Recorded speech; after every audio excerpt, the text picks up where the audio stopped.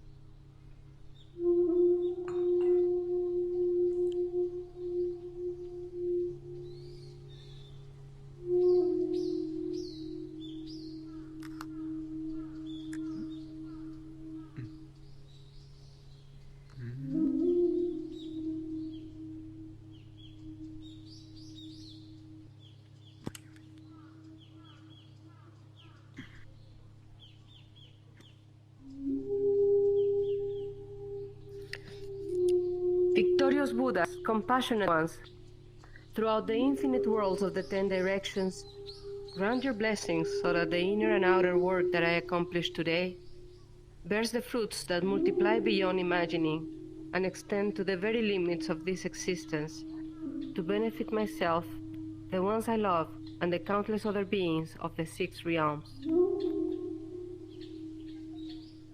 Thank you, Julia. All right. Just to know if I'm keeping you here, was anyone prepared to read today? Did anyone? Yes. You would like to do that, Mark? Perfect. Yeah. All right. So we will do this in just a minute. How are you guys doing? I hear it's been a tough week for many people, so enjoy the rest today. Take a deep breath now that you're here at the Sangha and our little safe and relaxing space, and enjoy. I must say that the week was pretty busy for me as well, so it's gonna be nice today to discuss some Dharma with you guys and take time to meditate as a group. It seems my avatar was getting a bit too comfortable, however. Yeah, today we will talk about Buddha nature. We had started a larger chapter, and we spoke about mind only and everything. So we keep on advancing with this curriculum, and I've given introduction to the nature of the mind before, but we will revisit that, and we'll try to turn it into a group discussion at some point to make sure that everybody understands the same thing. So without further ado, maybe Mar, join me in front, and whenever you're ready, you can read. I think it's human defilements, is it? No, just before this one. Page 71, if my memory's right.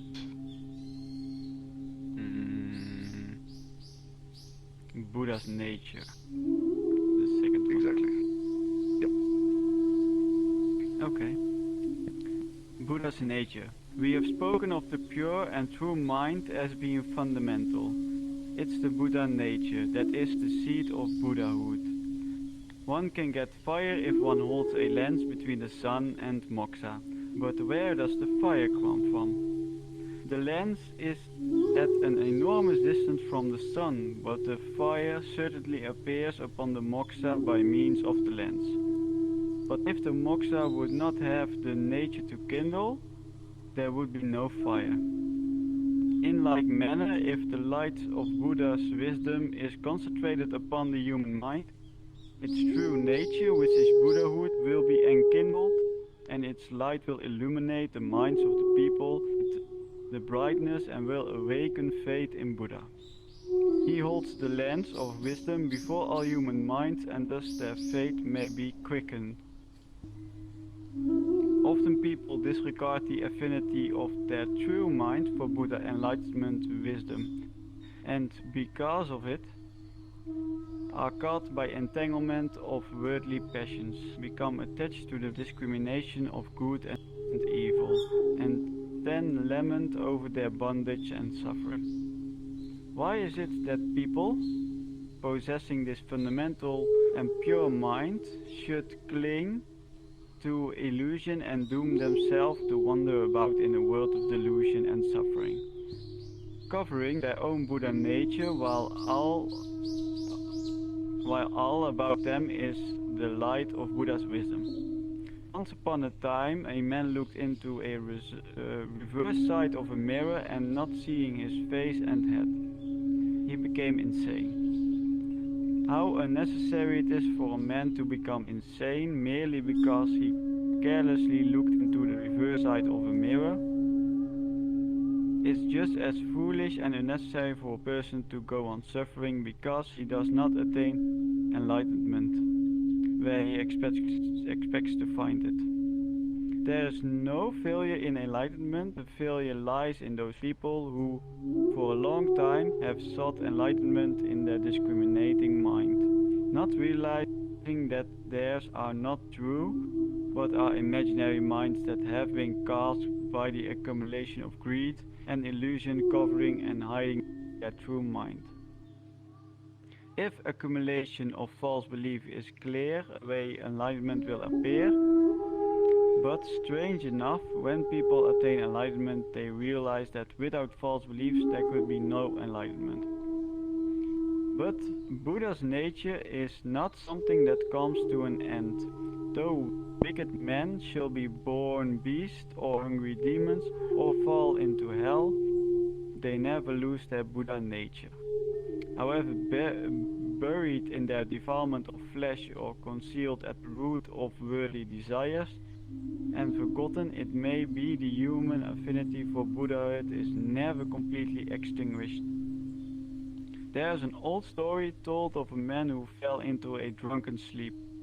His friend stayed by him as long as he could, but being compelled to go and fearing that he might be in want, the friend hid a jewel in the drunken man's garment. When the drunken man recovered, not knowing that his friend had hid a jewel in his garment, he wandered about in poverty and hunger. A long time afterwards, the two men met again, and the friend told the poor man about the jewel and advised him to look for it. Like the drunk man of this story, people wander about like suffering in this life of birth and death, unconscious of what is hidden away in their inner nature. Pure and untarnished, the priceless treasure of Buddha's nature. However, unconscious people may be in fact that everyone has within his possession this supreme nature, and however degraded and ignorant they may be. Buddha never loses faith in them because he knows that even in the least of them there are potentially all the virtues of Buddhahood. So Buddha awakens faith in them who are deceived by ignorance and cannot see their own Buddha nature, leads them away from their illusions and teaches them that originally there is no difference between themselves and Buddhahood. Buddha is one who has attained Buddhahood, and people are those who are capable of attaining Buddhahood. That's all the difference that lies between them. But if a man thinks that he has attained enlightenment, he is deceiving himself. Although he may be moving in that direction, he has not reached Buddhahood. Buddha nature does not appear without enlightenment and faithful effort, nor is a task finished until Buddhahood is attained. Once upon a time, a king gathered some blind men about an elephant and asked them to tell what an elephant was like. The first man felt the task and said an elephant was like a giant carrot. Another happened to touch an ear and said it was like a big fan. Another touched its trunk and said it was like a pestle. Still Another, who happened to feel its legs, said it was like a mortar. And another who grasped its tail said it was like a rope. Not one of them was able to tell the king the elephant's real form.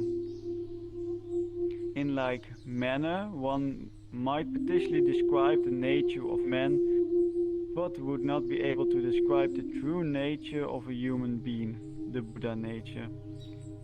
There is only one possible way by which the everlasting nature of man, his Buddha nature, that cannot be disturbed by worldly desires or destroyed by death, can be realized. And that is by the Buddha and the Buddha's noble teaching. Thank you, Mar. Thank you very much.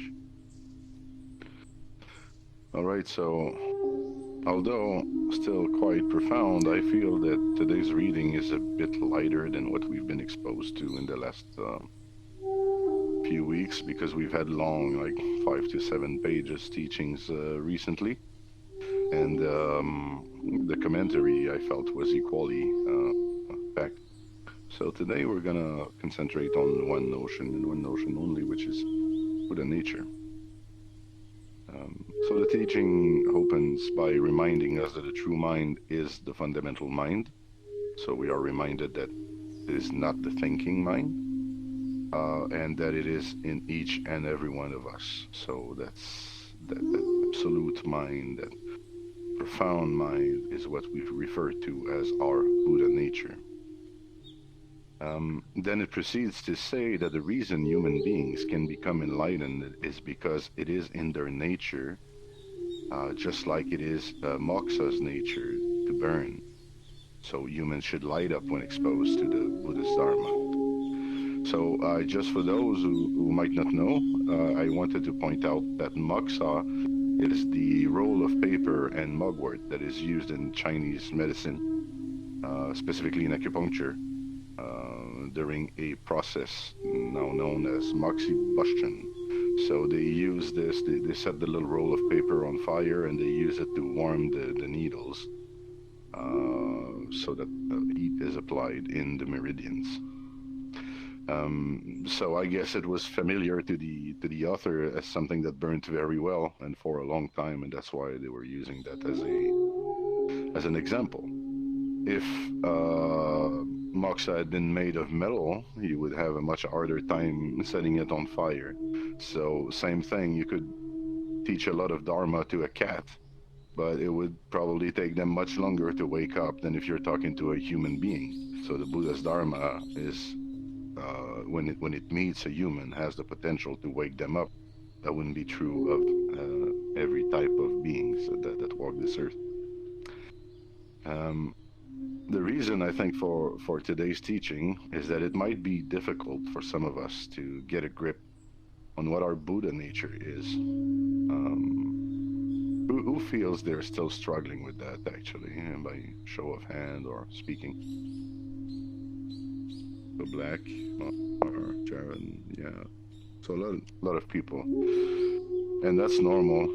It's difficult, especially there is this idea in Buddhism that you cannot get to it through studies. It is experiential. That's something we repeat often. So it's the only way really that you can learn and get connected with your Buddha nature.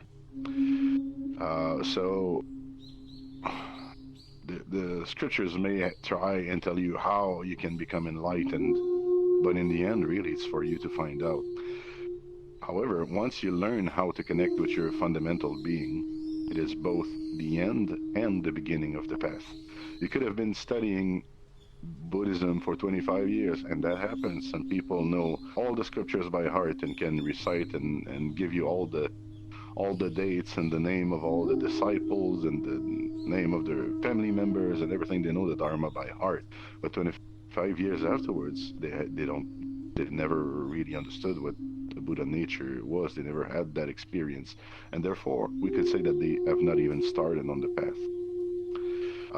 So for that reason, I will focus my efforts on reintroducing the nature of our mind in three different ways today. So I will be repeating the same thing the entire session, all right? But I'll try to do it from different angles so that maybe one of these angles speak to you more. The first angle I'm going to explore is, let's imagine we have a crystal ball. And imagine that all you can see is inside this crystal ball, like there's nothing else, just a crystal ball. So if you were unwittingly made to look closely into that crystal ball with no possibility to look away, after a while you may develop the sense that you are looking into a tiny world. Because of the nature of the sphere, you know, it kind of reaches and grabs the entire horizon in its reflection. So you might think that also that there are little people living in there and moving, and that the trees are swaying because of the wind that is in the crystal ball. And so you might get the sense that the whole thing is alive. Yet the crystal ball, as we have just mentioned, is only reflecting its surroundings, and it never really contained anything. Right? So when we think deeply, sometimes we say that we are reflecting. We are bringing solidity to our thoughts, and we start to see worlds in them. But our true nature is that of the crystal ball itself. It is like a transparent screen onto which anything can appear, but it is never affected by the content of the projections. The crystal ball remains pure, shiny, and transparent. Your true nature, your true mind, is the same. Right? I'm going to go slow into these little stories. What do you get from this one? Any commentaries or questions about this image of the crystal ball and how it relates to the mind?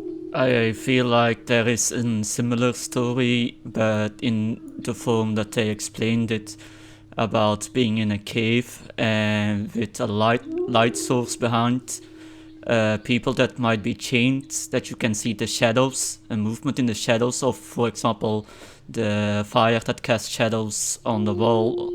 But the people that are chained up and can't look away behind them or anywhere else where the light source is coming from, the only thing they see are what the light source is reflecting on said wall. So they don't really know that it's cast by themselves, and might see the shadows in its own regards or something. I've heard similar stories about that before, but in different ways. It's quite difficult to understand sometimes. So, if I'm not mistaken, that's Plato's thought experiment, and Yes, indeed, I do think so. It was, yeah. It was quite interesting to read when I first discovered it. so this story is not necessarily about our true nature, but I do think it relates. This story is about people, all of us, having a limited experience of the world because of where you were born, in what country, in what language, because of the people surrounding you, the clothes you wear, the jobs you have. You see kind of one aspect of the truth. Just like the blind people in our example earlier saw one aspect of the elephant. Which, by the way, if we remember the words in that story, it was a king, which basically means in Dharma symbology, a Dharma teacher. A king assembled blind men, and so blind men represent ignorance in there, so spiritual seekers who are not yet realized. And what they're touching is the elephant, and the elephant is the symbol of the mind. So basically, is a Dharma teacher trying to teach a bunch of seekers the true nature of the mind, but they can only see one aspect of it. So in that sense, both stories relate quite well. Plato was saying that if you have lived in a cave all your life and all you can see is shadows, well, that's your experience of the world, and it would blow your mind to get out of the cave and see everything else that is available. Actually, you're probably completely incapable of imagining what else there is. So when it comes to our true nature, there is this idea that our relative mind, the mind that we use every day for work and to function, is small. It's sort of in a cave. And there is this very big, very large, very expansive mind too that we call the absolute mind, or our true nature, that is also available to us somehow. And that's what we're trying to connect with. Any other commentaries or question about this little story?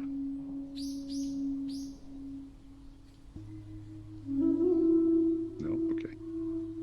So let's move not so far away. Instead of a crystal ball, now let's think of a mirror. So when you look into a mirror, you can put on a happy face, a sad face. You can look angry, you can look thoughtful, you can look bored, you may feel pretty today or ugly. You may make faces if you want. You may in fact mimic any thought or emotion that you like, and it will magically and instantly manifest on the mirror. And the reason I took this one is because it was already an image in our scripture that was saying that the guy looked at the back of the mirror and went insane. Well, let's wait a little bit before we go insane. Let's say we turn the mirror around. Well, we would see that none of the thoughts or emotions, no matter how strong they were, that we projected onto the mirror, live in the mirror. The mirror itself is never sad or happy. Its nature is completely unchanged, no matter what it's been reflecting all day long.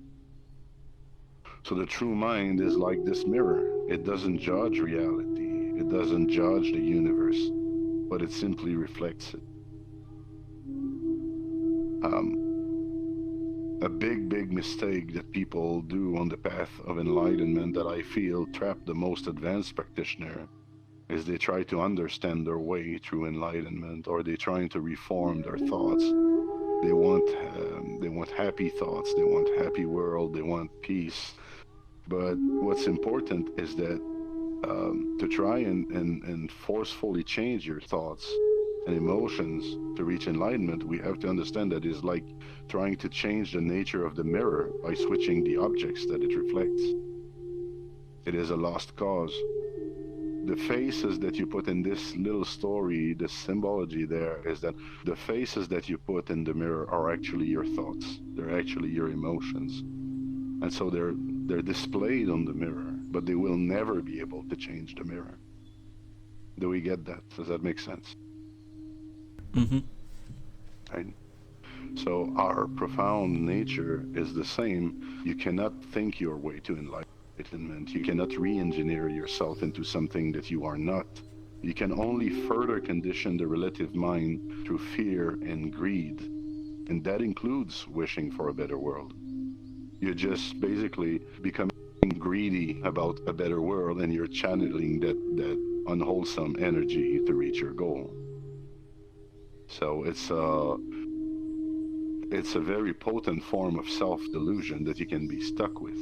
Now, if you do realize your Buddha nature, if you do realize what absolute reality is about, and afterwards you decide that you'd rather be kind, that you'd rather try and teach that to people, well, wonderful. But if you think that kindness will lead you to enlightenment, it simply is not true.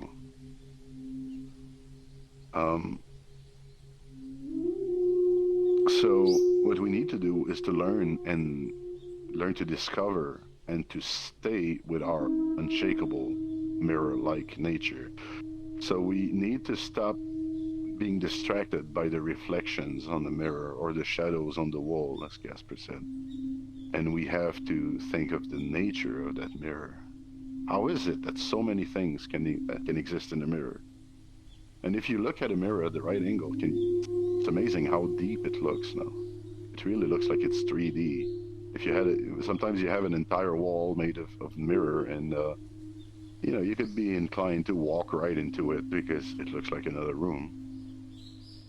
So how can you access that? Where is that expansive part of you? Because that's your true nature. That reminds me of those illusionary mirror rooms they once made that my father took me with, and those are multiple mirrors reflecting to each other.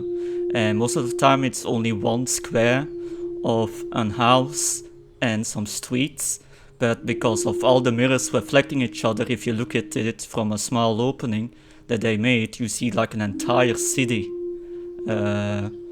It was in an illusionary.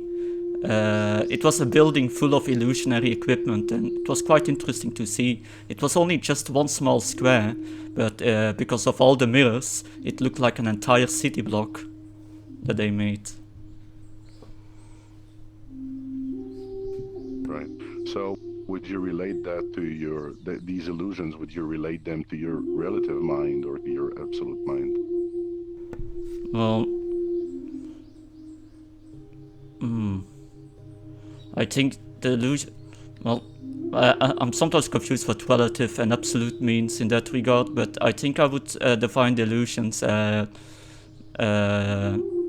maybe to think that we understand what we're seeing is what we're brought up with, and thinking that's the reality of things. Just like a fish is trapped in a fish bowl and doesn't know what's beyond it. Similar stuff like that. So, what is meant by relative is basically duality. You cannot have a relationship if you don't have two objects. So, relative is about relating different things. So, our relative mind is the mind that relates with individual objects. The absolute mind is the mind of oneness. Does that clarify a bit, Casper? Yes, yes. All right. So if you take illusions to be real, then you turn them into objects in your mind, and therefore the relative mind is born, and you start to relate with that image in your mind of those objects, even though they don't exist, even though they're just in the mirror. You start thinking they're real. Now that's the relative mind, but are the mirrors feeling bad about all of those projections that they're transmitting and about tricking you into seeing a city? No, they don't feel anything. They're just mirrors. So they're more like in the absolute space where they're just being what they are. And that's also another pointer to our true nature. Our true nature is not being in a certain way or not being in a certain other way. It's just about being. It's just about breathing, really. It's just about sitting. It's living very, very simply with no layers on top of it. Okay? So this is also a way that we can experience our Buddha nature. Then can it be said that a lot of animals in certain regards in a way could practice such thing as a Buddha in terms that animals don't really have too much layers built upon them, like they don't really have stuff like routines or things that come from a cultural background, or because animals are just what they are, they just live according to what they are, you could say. Felines in many traditions, including the Egyptian tradition, and Eckhart Tolle also, if you've been reading his book, says that he lives with two Zen masters, and he's talking about his cats. Cats are not easily distracted. They're pretty concentrated all day long, taking it easy. You can throw 10 balls at them and they won't really start running at it. Some do, but it's not a guarantee. And if they start focusing on a bird or something that they want to do, they're very difficult to distract from that. They will keep on trying. So yes, the fact that animals don't seem to have a lot of mental complications kind of keep them in touch with their surroundings and with nature. And compare that to a dog. You know, when people have fun and make those videos where you kind of hear the thoughts of the dog, and it's like, oh my master is back. Oh, I wonder if he bought cookies, and you see the dog running back and forth in the house and spinning and kind of going nuts. Well, that's what mind does to you.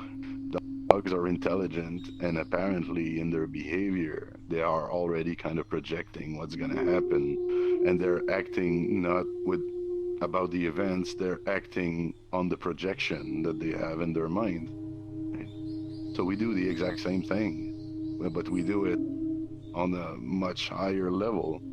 We could be acting this very moment for something that we expect to happen in 20 years, or when we die, or something that happened 10 years ago. So in that sense, dogs are also more blissful than we are, because I doubt that they're reflecting very often on what happened 10 years ago or what's going to happen 5 years from now. So they don't live in that space. They anticipate, but on a shorter span, it seems. So yeah, that's a good observation. You could say that the ultimate meditation master is probably a tree, because it's right there, just being very slow and obeying to the wind and unshakable and slowly growing, taking all of its time. Seems to have an old mind, old time, everything about it is kind of slow. And they depict that very well in The Lord of the Ring, when they have the council of trees talking together, and they Yeah. explain that they're very slow paced and everything. So who knows? Apparently they communicate together, but who knows how that works exactly. Yeah, so does everyone get this mirror image? Anybody having trouble with this metaphor there? Good? Okay. So the last one that I prepared for you is a little bit more poetic, I guess. It goes like this. You once were born into what appeared as a cold, unlimited world, unlimited space, and started feeding yourself the comfort food of illusion. Once you were full, once your belly was full, your thoughts and emotions crystallized into a thread that you have used to weave a space that would keep you safe from the world. You draped yourself into your very own cocoon and felt good at first. So here is a little analogy on our development, how we get born and how we start biting into these concepts and this sense of individuality, and we wrap ourselves into a self-identity. But as time passed and as you grew, you felt more and more claustrophobic and trapped into this cocoon, and started to long for the open space again. Maybe trapped in a job, maybe trapped in a relationship, maybe trapped in a financial situation. So as you kept on growing, the cocoon was torn open. You remembered that only a tiny veil separates you from the immensity of existence. And you discovered in the process that you had wings. So I feel that sometimes during or after a depression, there's kind of this eggshell cracking type of feeling happening, where you can start to see some light coming through, like something told you that something wasn't right with your life, and now the light is kind of coming in, so you can think of the cocoon opening as well. But as it opens, you're also very vulnerable. You've been wrapped in that cocoon for a long time, and now you're getting out, and you kind of realize that there was only this tiny layer of silk between you and the dangers of the world. So were you really ever protected, or were you just cultivating the illusion that you were? And so as you deploy your wings, you realize that there was never any butterfly to begin with, no caterpillar, nothing. And you vanish into empty space. So in that little allegory there, the relative mind is like a caterpillar eating the world up, grasping at every concept as it builds its cocoon. And your true mind is not the butterfly, but the pure love and freedom of the butterfly. Does that speak to you, this little image there? It does, yes. Right. So I wrote this one because I thought it steers us in the direction of what awakening and enlightenment can do for us too. We've been living in a very small personality that we have created for ourselves. We say, I'm like this, I'm like that, I'm not like this, I'm not like that. My values are such and such, I come from such and such, my family is this and that. And so all of this is very black and white, very limiting. And as you start seeing through those irrelevant relationships, in a way, those irrelevant concepts, irrelevant illusions, then you start recovering the freedom that you once had, namely when you were a baby or before you were born. Where were you if not everywhere? Right? So enlightenment is pretty much about the process of cracking open that cocoon and seeing that the universe is available to you and that you can go back to it. It's once we realize what our Buddha nature is, we realize that there is something unchanging and eternal about that. And that is why the teaching said that it's never completely extinguished. Because Buddha nature may be kindled by the Dharma in human beings, and that may not work in a cat or in a dog, but it doesn't mean that they don't have Buddha nature. I would say pretty much everything has Buddha nature, so that's not like a thing that is exclusive to human. Everything that is alive, everything that is of the world, comes from a ground, and that ground is Buddha nature. So does that help so far? You feel you're getting a better sense of what we're looking for? Most importantly, do you understand why you cannot study your way to enlightenment? I mean, I guess it's the same thing as... It reminds me of this...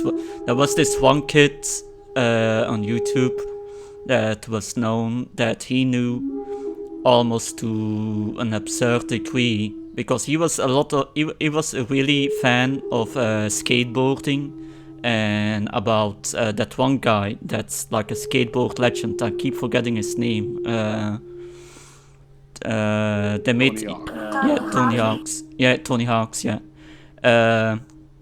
And he knew everything. He knew every trick you could do with a skateboard. He could even say the degrees, what the perfect degree for liftoff was to land on the skateboard, how much pressure you should put. He had like all the mathematics down, and so it was insane how much he knew. And then they said, "Can you actually use skateboarding?" And he said, "No, I never did it."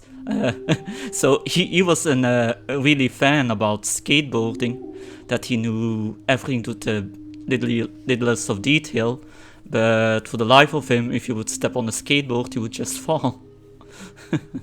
So yeah. Right, so learning about swimming is not like swimming. Learning about skating is not skating. Learning about flying is not flying, is it? So No, that's we the need to reason why. experience. Yeah, so I could be sitting here talking to you about enlightenment for the next 10 years, and what would it bring to you? Right? So today the message is that you have to jump, in a way. You have to take a leap of faith in your practice. And the way that you have to take that leap of faith is to accept to drop everything that you are. We spoke a lot about dying while we were alive last time. So we have to drop everything that we think we are and that bring us security, and accept to be nothing, accept to be completely vulnerable and without our armor. I was watching a TV documentary yesterday, and at some point they were talking about the club of the 27 and all of those authors that died at 27 years old, and there was Janis Joplin. And thinking about Janis Joplin, there's a quote that I always liked from one of her songs, and is, "Freedom's just another word for nothing left to lose." That's a very enlightened quotation there, right? Lose everything that you may be free. Because everything that you own in life, including your thoughts, owns you back, limits you. That's why the hippies didn't have anything. That's why, who didn't have anything, I'm sorry? The hippies didn't have anything in the 80s. Yeah, a lot of I wasn't hippies. sure if- Lots of hippies were Yeah. like, disregard. Yeah, and like I, to be fair, while I do know the definition, I don't really fully know the definitions of hippie, but I do know that they are pretty much like want to be in tune with nature and disregard materialism. Although a lot of them just also go there to get high, but you know. But yeah. If it So helps with I- enlightenment. Yeah, so I never doesn't. really studied the definition of hippies, but I take it to be just hipsters, which are people who liked what was hip. And so it was, I guess, how the old generation was describing the new one who was doing all of those cool things, you know? So I guess it would be the cool cats. Hippies and cool cats would have been pretty much the same name. But it happened that the hippie movement had very strong characteristics, such as they were peaceful, and yes, they did use drug, and apparently they enjoyed music a lot and laying in mud as well. So it became a symbol and a definition for maybe an entire generation. And by the way, you know, a lot of the hippie movement was inspired by Buddhism and Hinduism, because these teachings had just come into America like 10 to 20 years before that, and there was Gandhi, and you know, many things were happening on a global scale, that and also karate movies and kung fu movies were starting to come in the cinema, so there was a lot of attraction towards this culture. In fact, the hippie period kind of culminated with Karate Kid, that was released in the early 80s, and that was kind of close to the end of our fascination with Asian cultures, well, the way that it was industrialized anyway. So it was Bruce Lee and Karate Kid, and then after that we kind of went back to business in the West. But we were changed during the 60s, 70s, and 80s by Asian culture, definitely. And we are still touched. If you look at the VR space today and this anime culture that we're embodying here, and these are pretty much Japanese and Chinese gaming systems that reached us at some point. So just to say how much it changed our world and our experience of reality nowadays. Yeah, definitely. So yeah, the hippies did that, you know.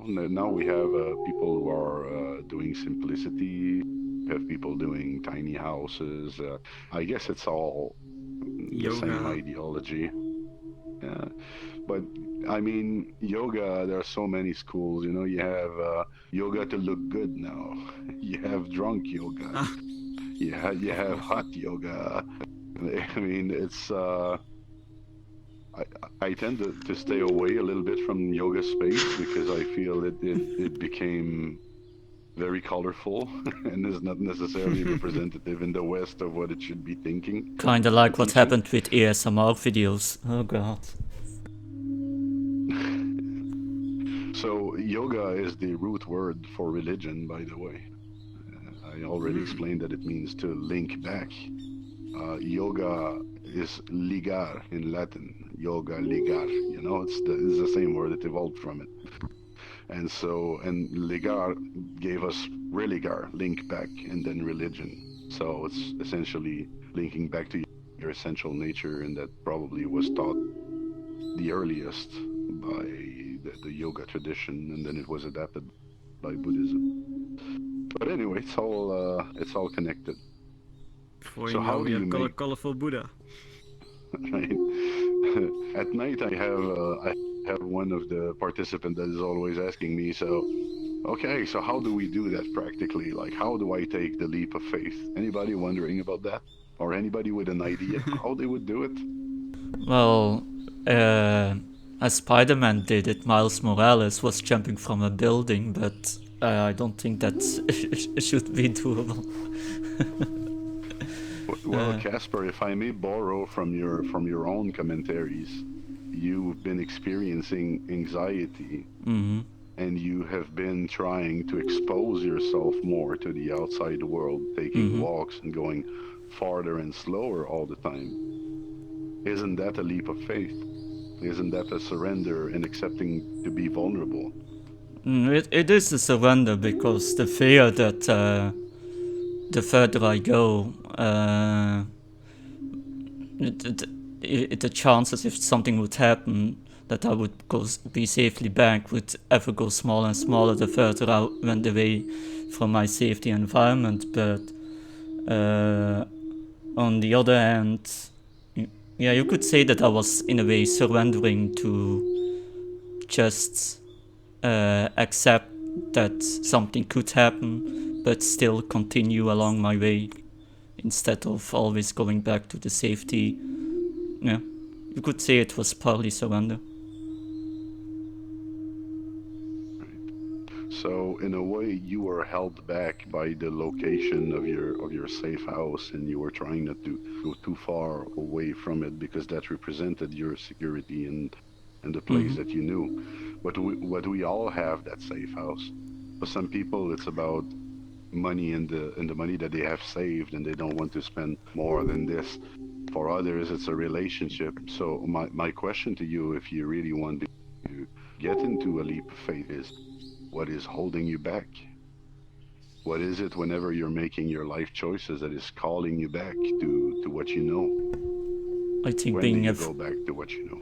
being afraid of change and maybe not being accepted back what you might become or something. I don't know, people don't like change in general. Change requires a leap of faith. Yeah, Black. Definitely, like as Casper was saying, the anxiety of change as well as rejection itself. It's hard to think to go out there and put yourself out there and only fail. What is failure, though? I guess kind of a judgment on itself. An opportunity to learn. An opportunity to learn, but even then, learn about what? Let's say I go and waste all of my money tomorrow. Am I less of a human being because I did that? I mean, I may be scolded by my entire family, my friends, my neighborhood, because of how stupid I've been with my money. But am I less of a human being because of that? No. No, you're not. No. Definitely. Right, so this failure thing is really a societal concept that we have invented to keep everybody in line, I always like to say that the world needs poets and we're not paying them. But imagine how sad this world would be without the poets. So we don't consider that they're productive, and oftentimes we consider them failures. But they have a part to play in this world. Sometimes their pain make our life sweeter. So this idea of failure is, if you want to expose yourself, and while you're exposing yourself, you believe in the idea of failure and you're afraid of it, of course it makes it harder. Right? I remember, it's funny because I kind of have been raised on that story. Back in the days, there was like a Walmart or Kmart type of place called Woolco. Imagine, they probably started selling wool. That gives an idea on the age of that thing. So And there was a guy, he was the professional voice of Wolco. And when you were walking in that store, you could hear his voice. And my father would always tell me, he would say, this guy had the world at his feet. He was a professional voice on radio and on TV and on Wilco. And one day he went nuts. I said, oh yeah. He renounced the riches, he sold his car, he shaved his head, and he got into the Krishnas. And I thought, I remember thinking that, he really went nuts, Why would you ever renounce money and a beautiful car and popularity and everything? That was kind of my dad's opinion, that you need to be very foolish and stupid to drop all of that and become willingly a failure. But it turns out that my path in life has been a bit like this. I've been a businessman all of my life, and I've never became a billionaire, but I've had more resources than I needed, and to the point that money didn't mean much. And when that happened, I turned my attention back to the spiritual life. And to this day, I shave my head, and I have a very long beard. And sometimes people wonder if I'm a tramp, just because of the way I look, So I'm a big failure in that sense. And it is strange to go to a business meeting looking like a tramp, because you will feel the judgment of the people and what they think about this and what they feel you should be doing or asking. Like, people sometimes ask me, well, why the beard? Why don't you shave that? So, well, it's a vow I made. A vow? How's that paying you? I don't know exactly what they're thinking about there, but they don't see the sense of it. They find it useless. Sometimes exposing ourselves are so... Yes, Casper? I was thinking in a funny way, the business suits that they wear, you could see it's like a vow they make to their companies. Companies sometimes have like certain dress codes that you have to show up with. So in a way you could say that they are following a vow of society or of the community they belong without realizing. Because nothing really says that you're more productive if you wear a suit, Yeah, exactly. And can you see how many I call these disguises? I call these costumes. And when I stopped wearing a suit is basically what I would tell people, They say, oh, you're so casually dressed. Yeah, I left the disguise at home today. I do not need to package myself. I found out, for example, that the richest people I've ever known often wore a Mickey Mouse t-shirt because they have nothing to prove to you, so why would they dress up and wear a tie, right? Which also, the people that dress up dress to impress, but we're just human beings meeting, What I'm saying here won't change the ways of society. You can keep on wearing the disguise that is expected of you. You're probably going to get better results if you do, because you're conforming to society's expectation. But by all means, wear the disguise knowing that you're wearing a disguise. Don't go thinking that this suit is you or that this badge is you, because bad things happen when you get confused like this. Sometimes exposing ourselves and taking a leap of faith is saying, I don't know. Right? I've seen people in all kinds of groups that are shy when they don't know something, when they really should just ask the question. We are all super protective of what we know and don't know, of what we feel or don't feel, of how we look and don't look. Isn't it so? And even of what we have and don't have. So look at everything that's holding you back. Think always of the four holistic centers of your mind, your heart, your body, and your spirit. And look from these four angles at what is holding you back in your life. and then refuse to be held back by this. Yes, it could be painful. Yes, it will feel funny. You may feel completely nude when you expose yourself. But do it little by little. Just like Casper has been walking a few hundred meters more every day. And first thing you'll know is that you've lost sight of your home. And you have a much larger home now. That's what waking up is about. Get out of the cocoon.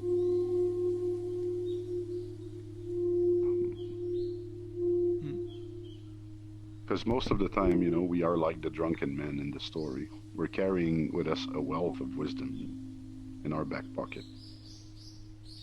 Did it ever happen to you that you go back to an old coat or a piece of clothing that you haven't worn in a year or so, and you look in the pocket and you find $20 or something that you had put there but forgotten completely? Oh yeah.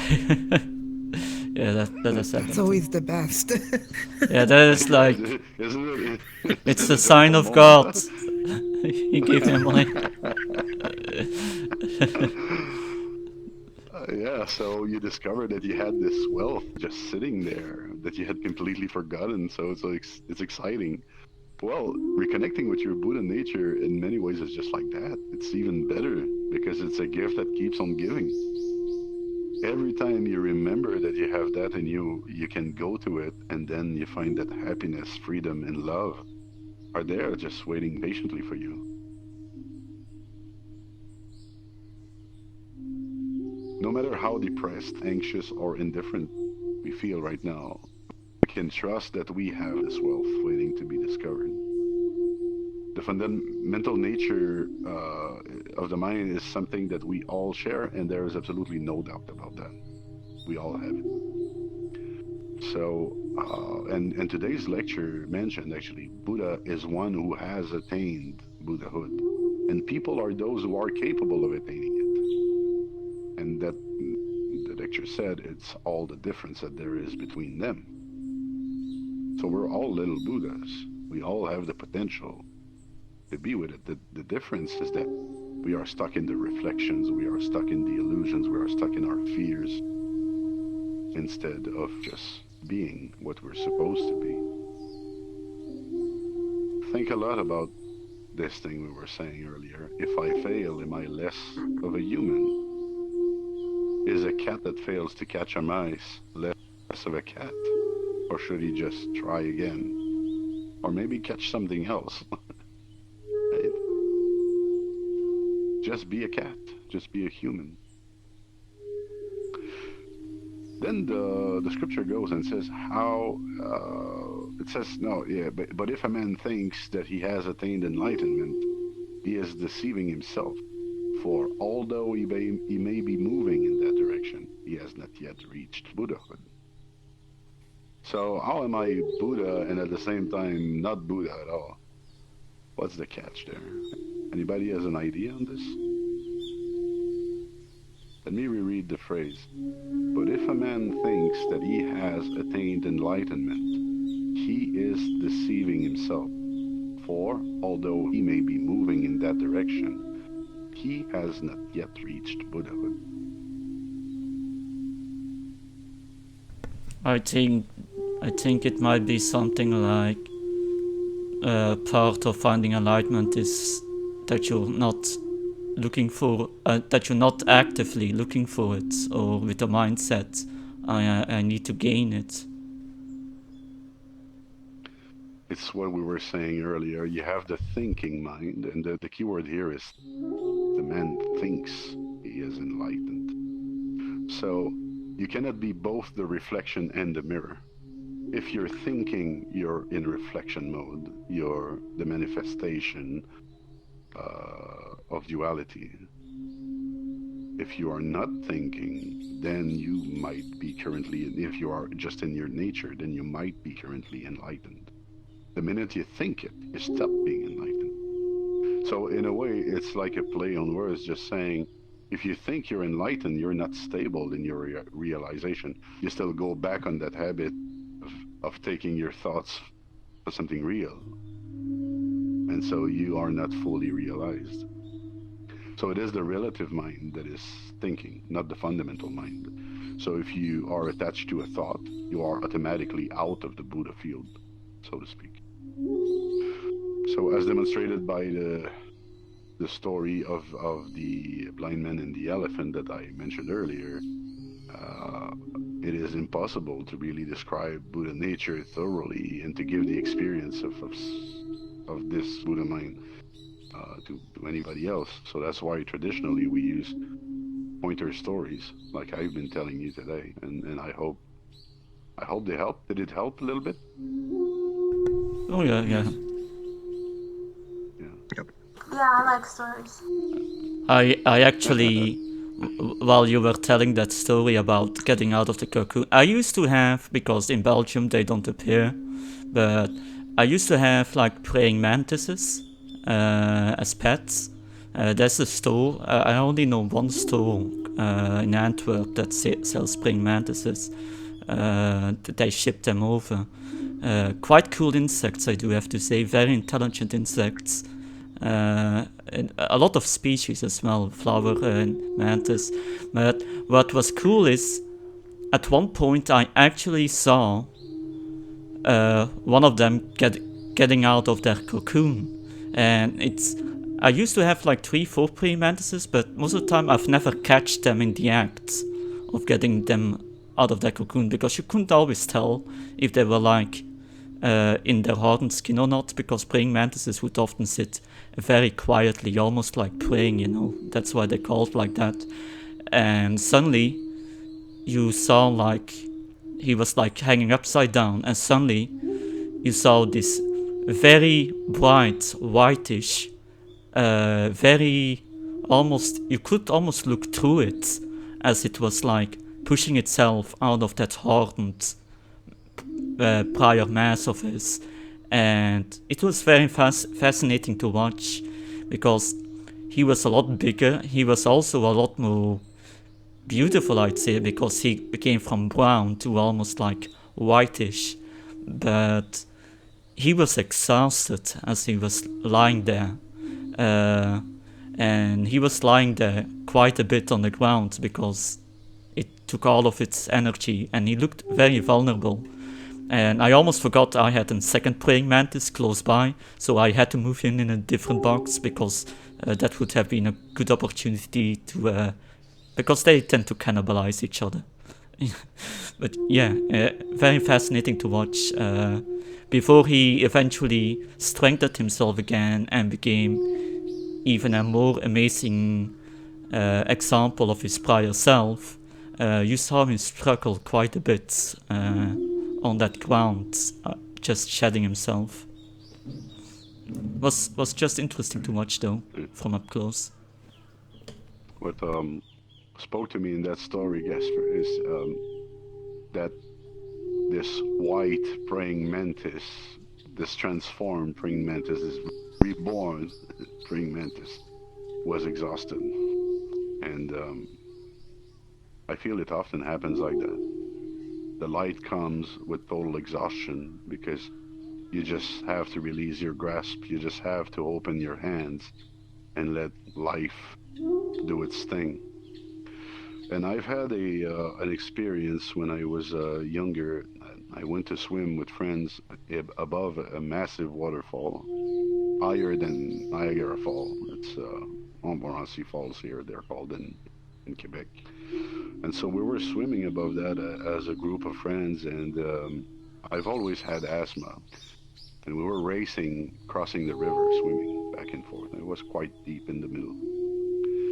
And at some point I got tired for swimming, so I decided to swim in place. And little did I know, I was above like a crevice, like a crack in the rock, and it created a current.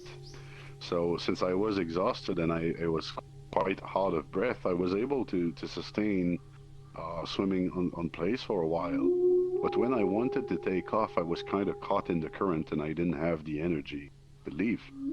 And so I gave it my best shot, and I tried to get out of this current and reach the shore. But I was just exhausted. And so started struggling, started swallowing water, started drowning, literally. And I remember using my last strength to kind of pull myself up and yell, "Help! Help me!" to my friends that were on the shore. And then I was wearing glasses, and I remember my glasses kind of flipping back and the water just closing. And I had decided, I was so out of energy that I had decided that this was it. Either they come save me or I die here.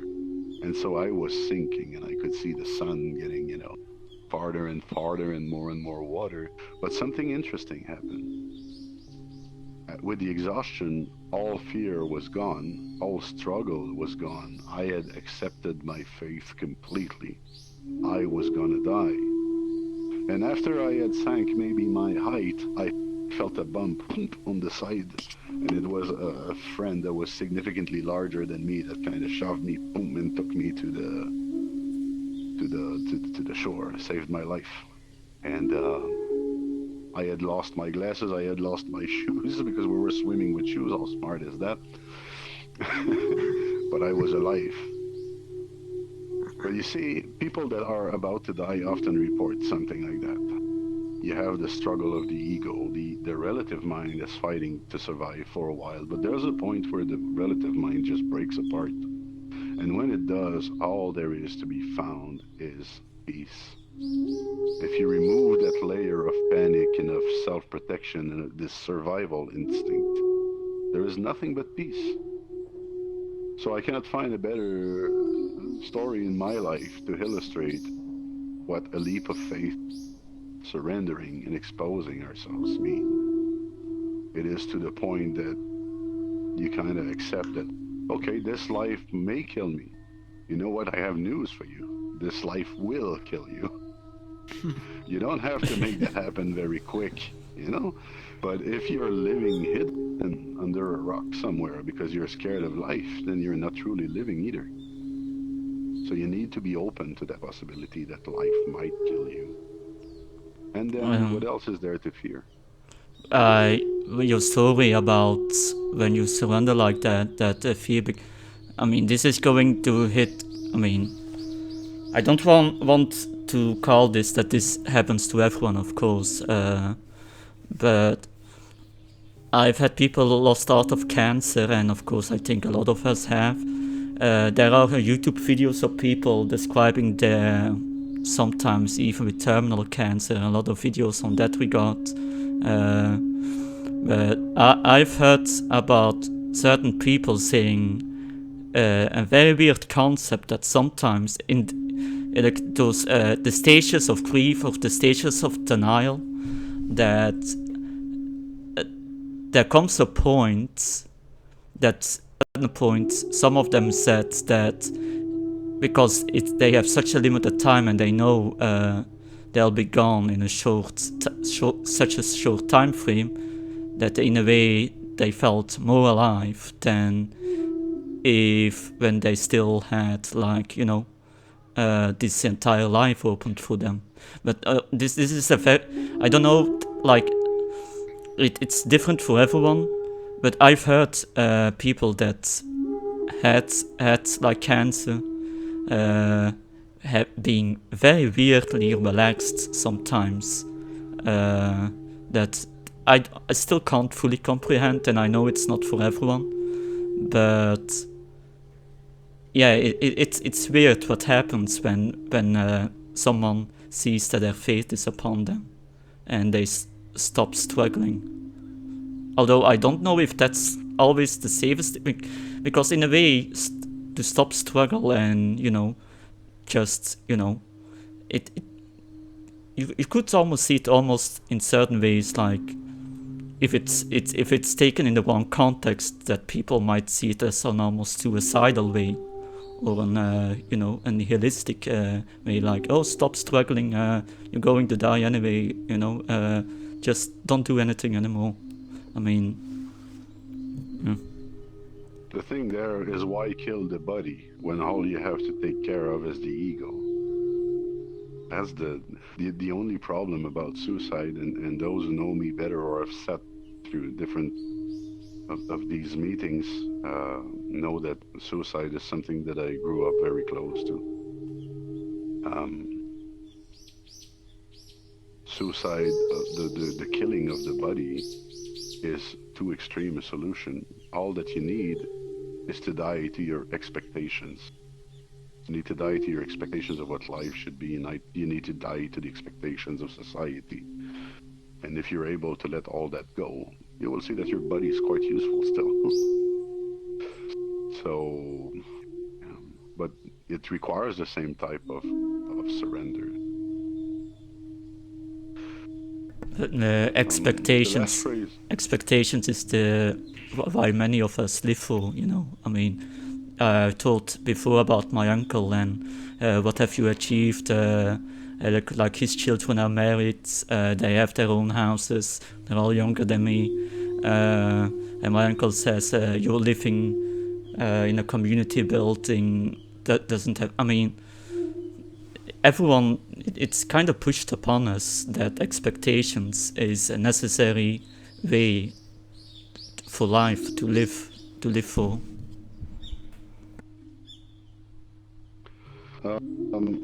But it's not necessary, actually.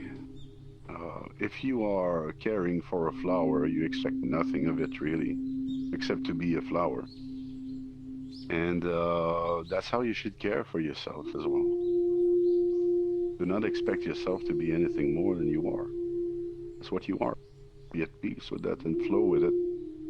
People who are expecting a lot are frustrated a lot, they're sad a lot.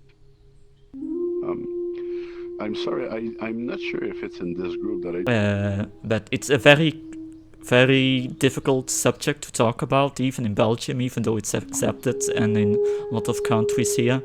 It's a topic a lot of people try not to talk about because it's such a sensitive case to talk about. They also call it assisted suicide for a reason, and it pretty much comes down to is it allowed that a person should have the choice that of the choice of dying in a specific way, or because a lot of in religions, like they say, only God is supposed to take your life, and only at that time are you allowed to die, even when you are at the most of your sickest and in the most of pain. You're not allowed to escape, even if it's terminal or something. So yeah, it's kind of difficult to talk about. I believe the religions kind of condemn suicide because basically if you are ending your life, let's say Buddhism, who kind of believes in religion, if you end your life in a state of mental struggle as opposed to in a state of peace, what are you bringing in the next life or your next incarnation? You're bringing struggle, basically, right? Because it wouldn't, according to Buddhism, it wouldn't necessarily change your mind state or your difficulties. It would leave imprints. Not only that, it would create a ripple and maybe make a lot of people struggle around, right? So it's different if you're dying at peace, In a way, when you're doing chemotherapy, you are both killing yourself and trying to save yourself. It's like flipping a coin, because the idea of chemotherapy is to poison part of your body so that the cancer-eating that dies. But there's a good chance that you could poison your actual living systems doing that and die in the process. So when you undergo those types of treatment, if you understand well, you have to be zen about them and kind of die with open hands.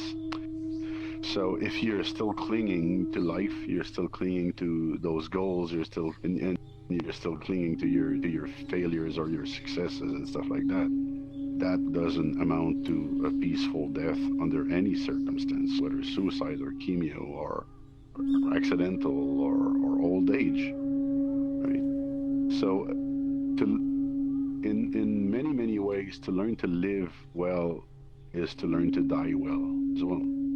We really kind of need to shed those things as soon as possible, and then we can have a blissful experience till the last second. So I don't know how you guys relate to that. It's kind of a heavy subject, and yes, it's true Well- that a lot of people avoid it, but I feel it is very important. I Because what most of us do, Casper, just if you don't mind, what most of us do is that we're shielding ourselves from the world, and there's something hypocritical in there because it's like I'm shielding myself from the world to live longer, but at the same time, it's ironical because I'm not really living. I'm just shielding myself from living. So what's the point? Isn't there a belief that I'm eternal if I'm doing something like that somewhere? Just live. No matter how long or how short it's going to be, that's your ride there. And yes, you wanted to add something? well, because you had. Oh yeah. Oh, go ahead. Go ahead. I just wanted to say basically, I also thought a lot about death, but for me, I don't have had these traumatic experiences like the one you described. I think it takes a lot of love actually to let someone go. And Couldn't see your to brother. wanting. Yeah, I will come to that. Just give me a minute. Like not like 17 times. And for me, like there's one friend who died, and afterwards we were realizing that he's not responding for some time. So we went with the police to his apartment basically, and then found that he was dead. And we were really sad for a while, but after some time I kind of accepted it because obviously he was in such a distress, and no one of us knew for him it was maybe the best thing, I don't know, to do that in that situation. And like my brother, for example, like Fraser said that it had multiple suicide attempts, but he didn't tell me all of them. The last one was where he was jumping from the third or fifth, was it like 17 meters or so, I think, from his window. And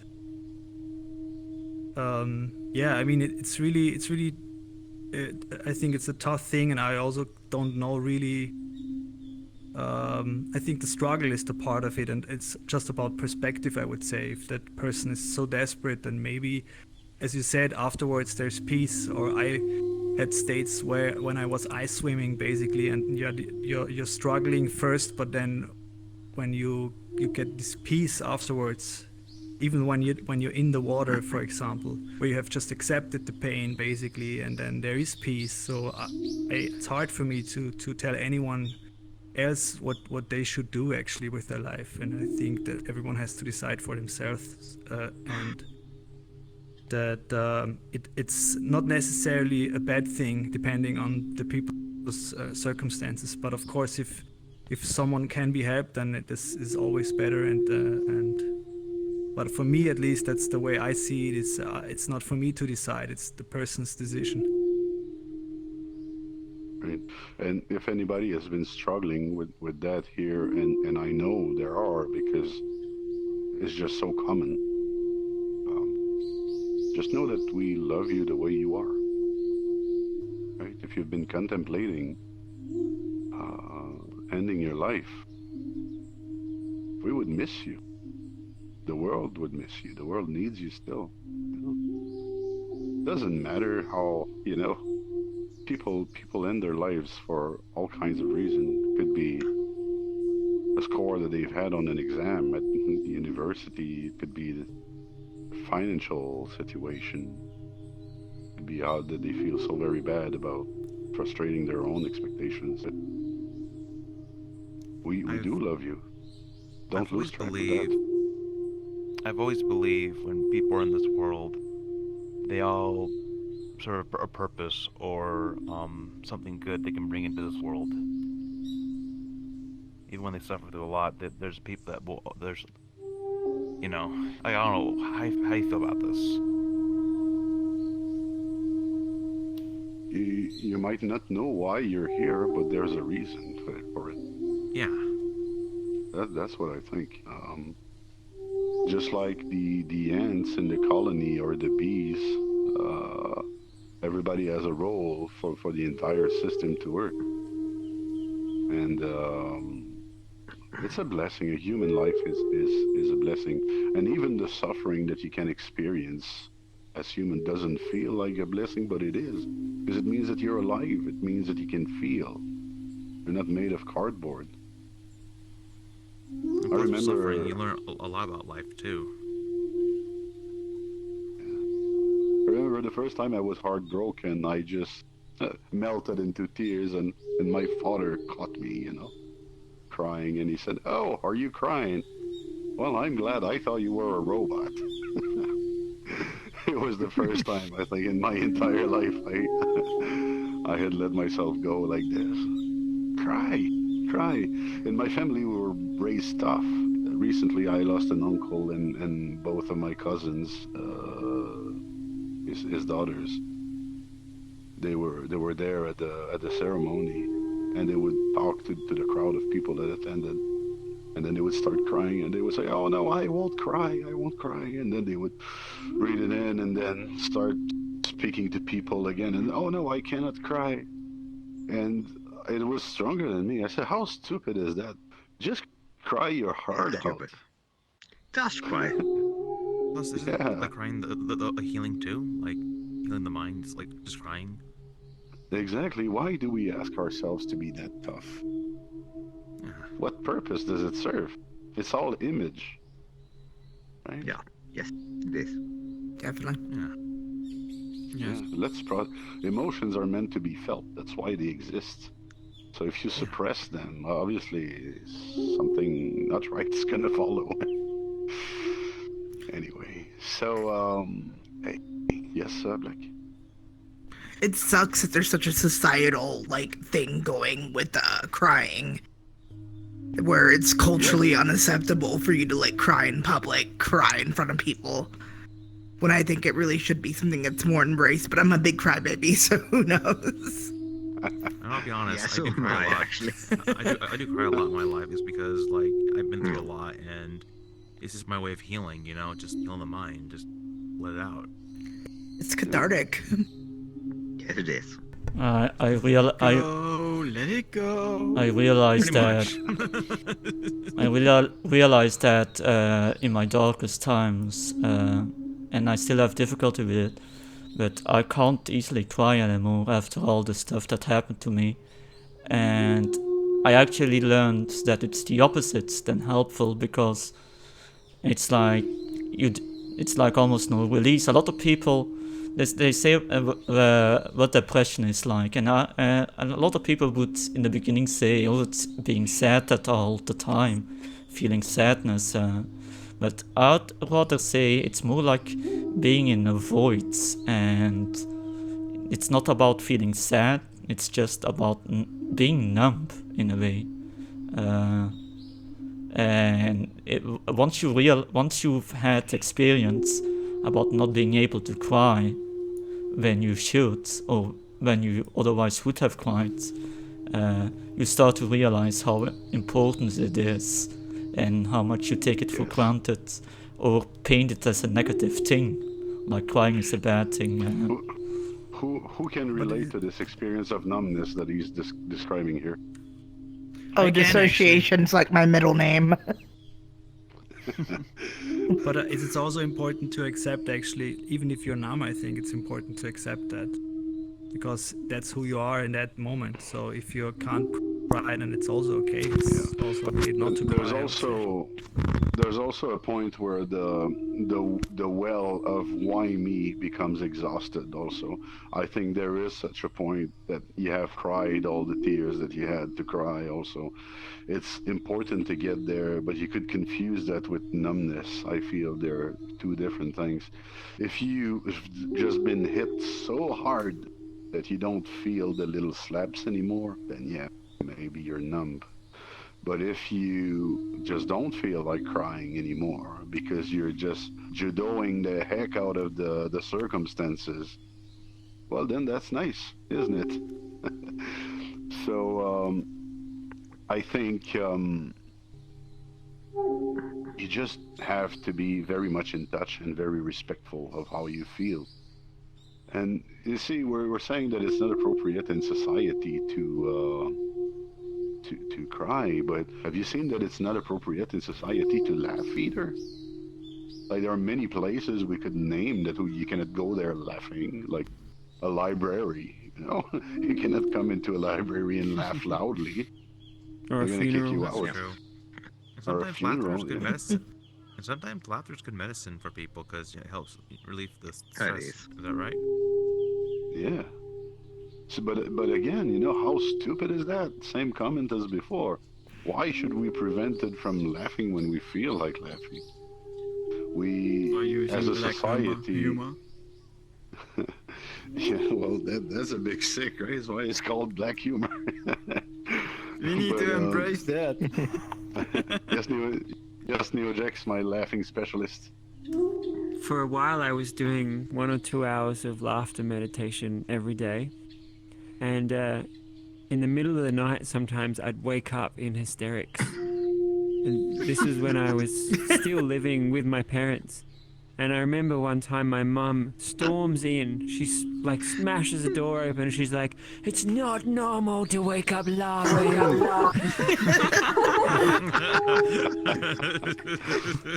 No, it's awesome. You have to say it's awesome.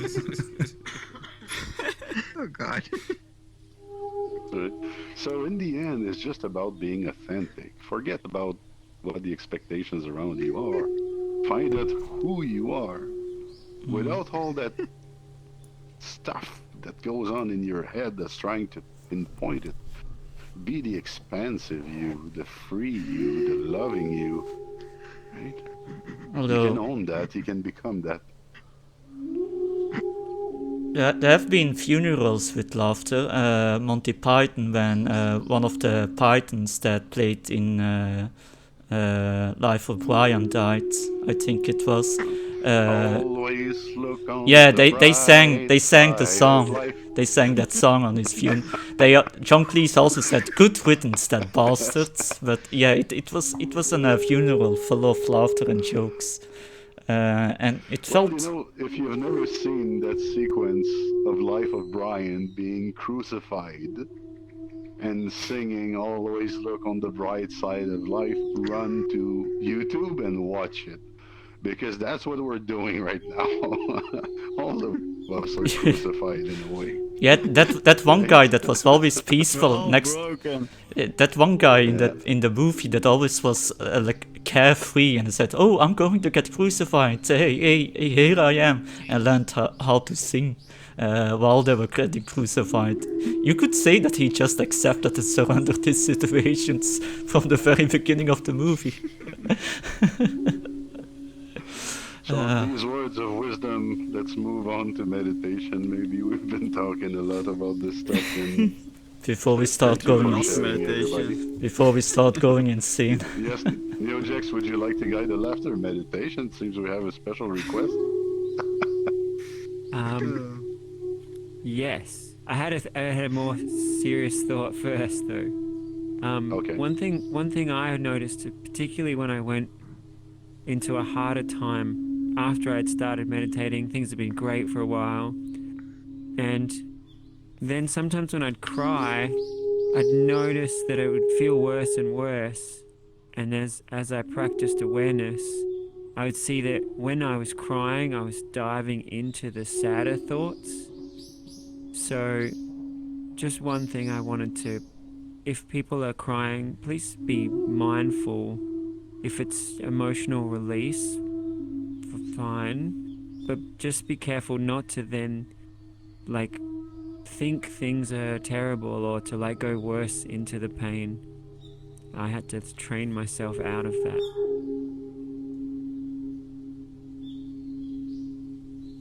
That's Yeah, really a good insightful. observation.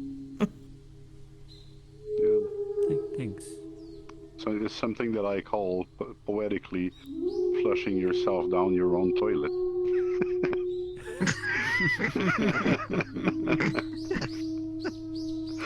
If you start kind of spinning with these unwholesome thoughts, you can be stuck in the toilet for a while, you know? So yeah, thank you. Neo Jax, may we trade places? I'm curious about the laughing meditation actually. All right, let's do it. All right.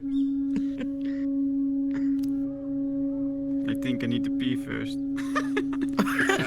God damn. It hasn't started That's a yet. good idea. If anyone needs to pee, I'll wait just My a question minute. Is swearing involved with this one or no? Is what? Swearing? Because sometimes when people do like laughing meditation, they do include swearing in it, and it makes people laugh. So I was not sure.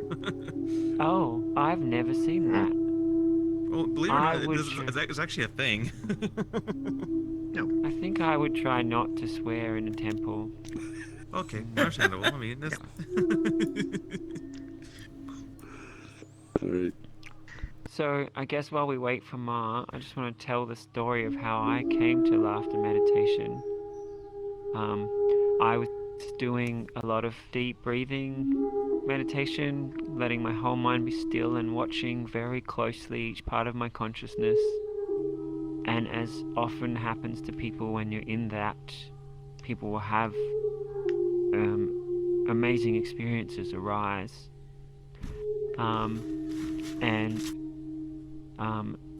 Sometimes you're not just noticing the passing thoughts of the moment, but you're seeing the map of your mind.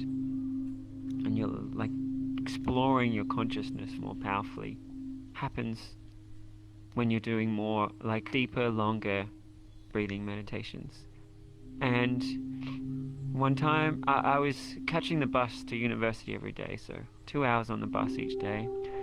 And one time I was sitting, I always meditated on the bus. I wanted to make good use of that time. So I was sitting there, perfect stillness. The bus had disappeared. I was just in this void of nothingness, just watching my consciousness. And then I noticed there's a part of me that is happiness. It's not a happy thought that I just found. I actually just found happiness. And I was like, oh, that feels good. I'm going to follow that. And my mind just went into more and more happiness. And I was just in ecstatic laughter, just feeling the essence of joy. And about half an hour later, I remembered that I was sitting on a bus. I opened my eyes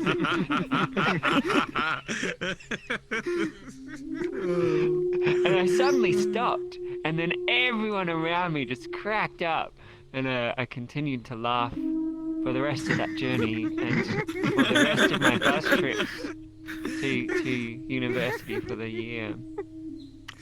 I mentioned that that's how I discovered it, because if we were just to meditate on happiness in its essence, we would have different results right now, because all our minds are at different states. So over the years, I've found different tricks to kind of jump into it for different minds. So there's like different ways to bring us all into that happiness. So I think I'm going to just take us on a journey for different ways of tuning in, and whichever things make you feel joy, dive into the joy, and then together we're going to explore more and more happiness. Okay, so this is going to be active. We're going to be moving around, so I hope everybody's in a place where they're comfortable and free to move. How many people are on PC, and how many people are in headsets? If you're not in a headset, can you wave to me? The contrary is much easier in your jokes.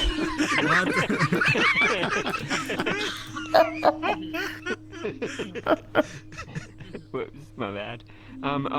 Saying that, one of my hands the batteries just went flat. Oh, no problem. Oh no.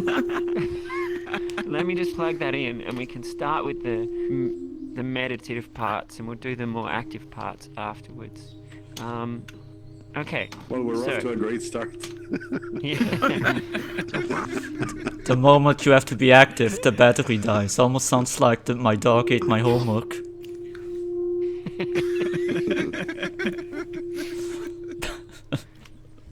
It already All right. works. Everybody close your eyes and just notice the laughter in yourself or in the other people and focus on it. breathe and feel what it is to smile and to feel lighthearted and joyful.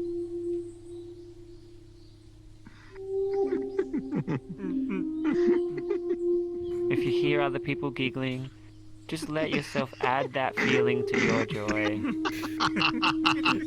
Oh God.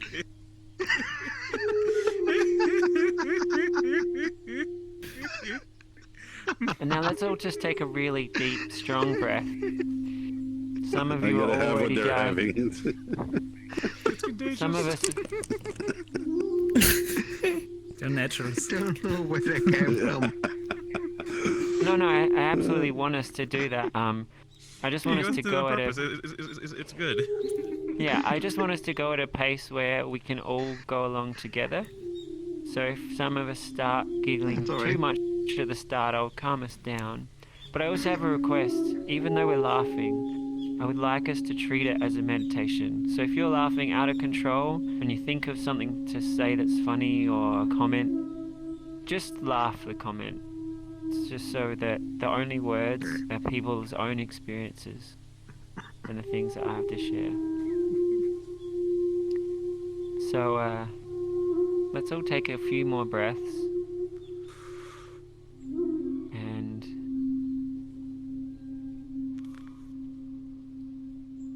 perhaps you've already been feeling the joy in the meditation. And I want you to focus on it, but this time, take it deeper. It's like you're building up a joy that can explode into laughter in a few minutes. But right now, it's just feeling a sense of bliss and inner happiness. And perhaps right now where you're meditating isn't feeling laughter and joy, but that's okay. We're just going to move ourselves into it. So each breath that you take, everybody, let yourself feel the peace of the breath.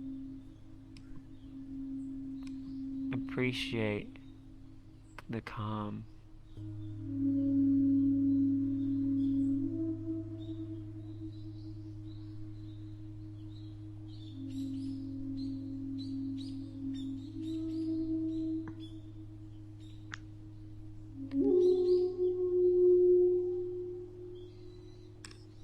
Then we're going to take a gentle, smiling breath. So, feel the muscles around the edges of your mouth. Stretch them up just a little bit. And take a breath where you just really feel the experience of a smile.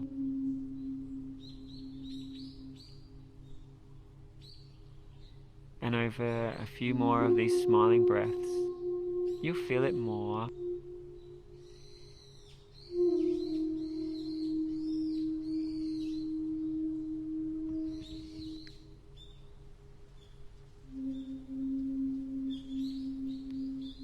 Then I want you to imagine what it would feel like to be just a little bit more happy.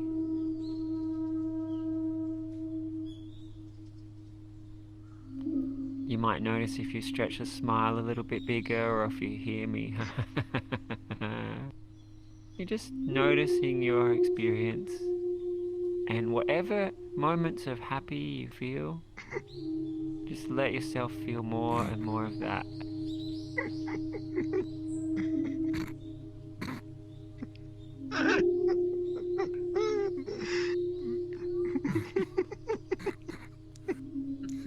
And then we're all going to take a deep breath in, fill your lungs up and hold it in.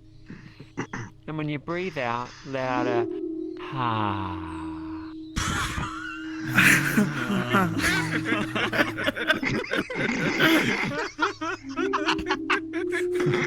And then we all take another deep breath in, fill the lungs and hold it in.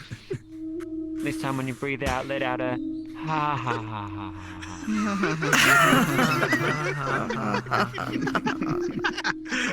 Just keep taking those deep, soothing breaths and enjoying the happy feelings.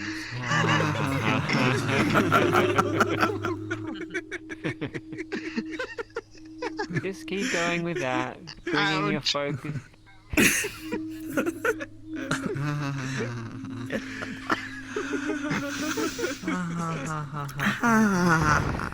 On my belly. It's painful.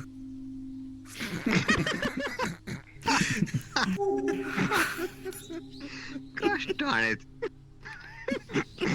So, Jared, please respect the meditation. It's no words. I'm sorry. Sorry. I'm so sorry. Let's all just take a moment. I'm so sorry. Let's all just imagine for a moment Jared's belly.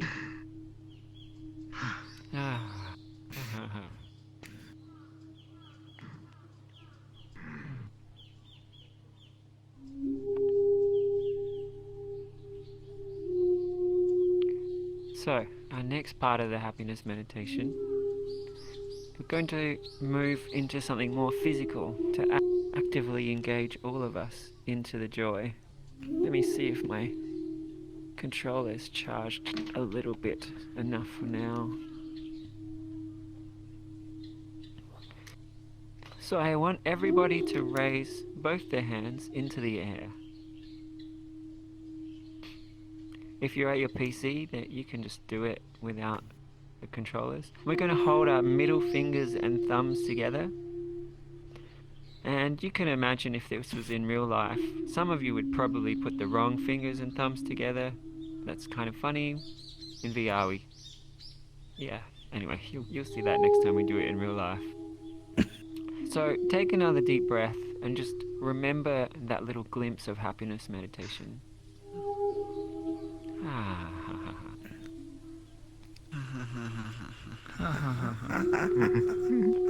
And then we're going to all rock to this side. And then you're going to continue to do this meditation. Each time you sway, just let yourself imagine being a little bit happier.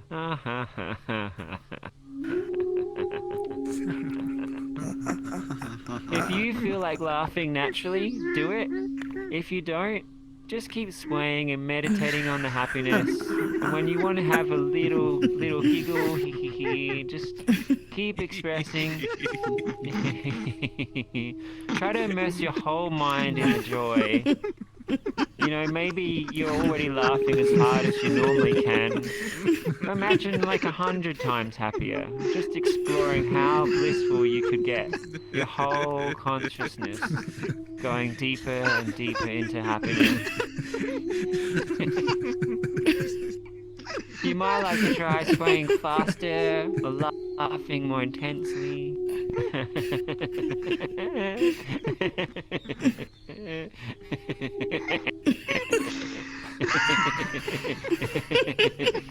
But don't fall over.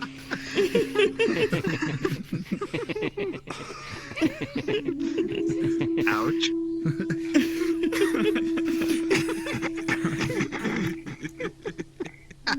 And then we bring our hands to our hearts and we take a deep breath.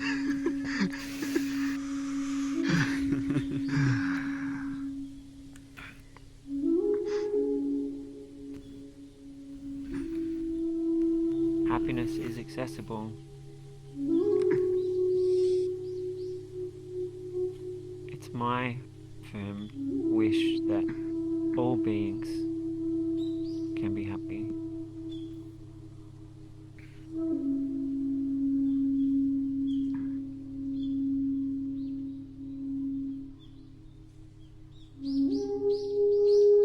If in today's meditation the amount of happiness you had was small, or perhaps you saw the other happiness and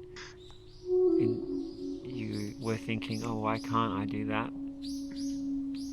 I just want you to know that being exposed to happiness, it brings joy to your subconscious. And the more we bring our attention onto joy and bliss, the more it grows and becomes accessible to us.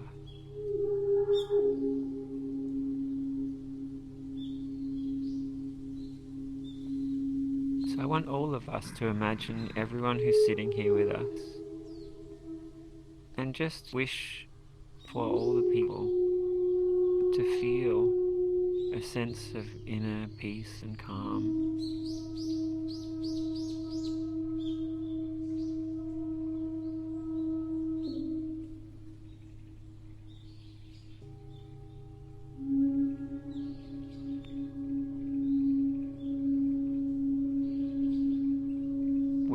anyone who ever sees this video to have a sense of watching their mind and guiding their awareness into peace, into tranquility, into joy, into love, into bliss.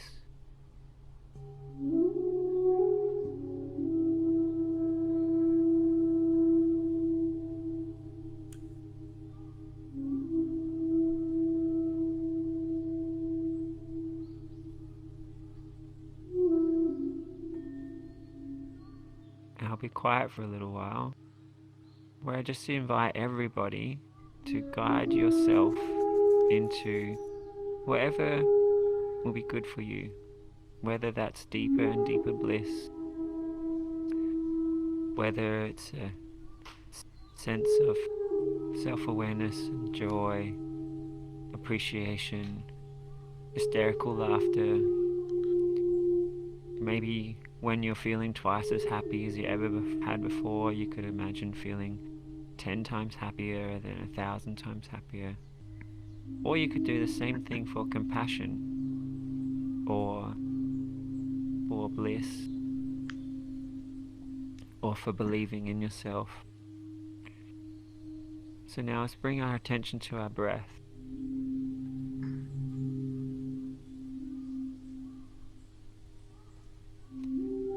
Bringing that positive intention for yourself and for everyone here with us.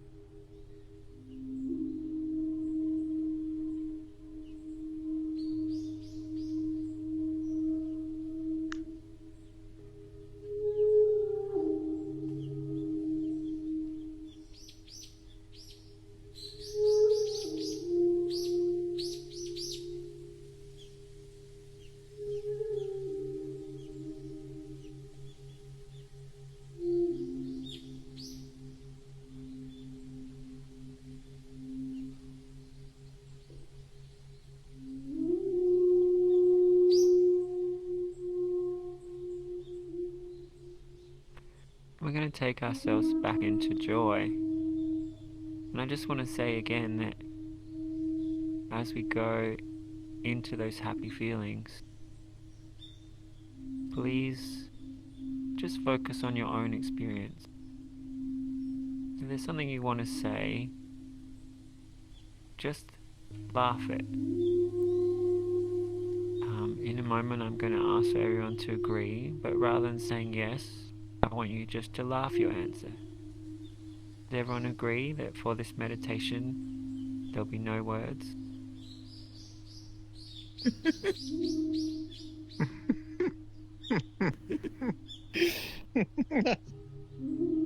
Only two of you? Ha ha ha. God damn it.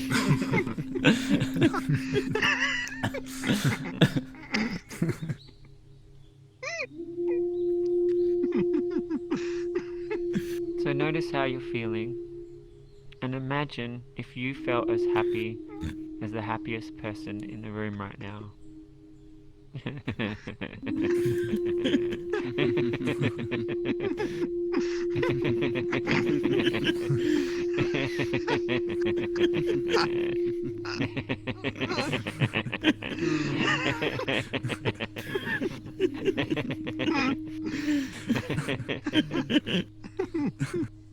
For some of you who are just diving into that, just dive more and more, splash around in the ocean of happiness. For those of you where the happiness is growing gently, that's okay. Go at your own pace, just go more and more into the bliss. See what happens when you smile more, or maybe just let out a little hee hee hee. There's just little ways to trigger it and let it flow more and more. You might like to sway from side to side, just diving into more bliss, more happiness, more joy.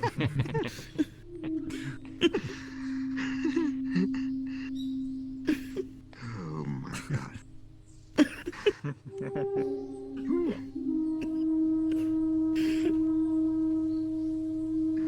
So you could imagine if we'd been doing that for 2 hours and somehow just getting carried away into nothing but more and more ecstatic, blissful feelings.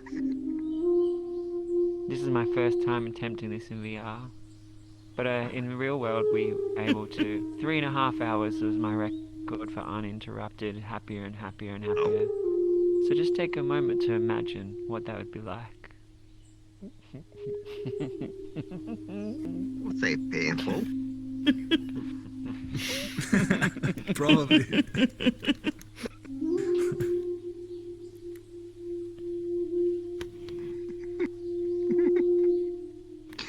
Keeps coming back.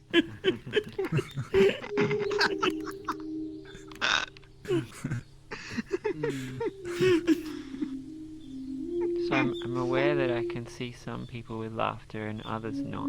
So I just want to be really careful and respectful of everybody. So let's just shift our attention now onto our breath.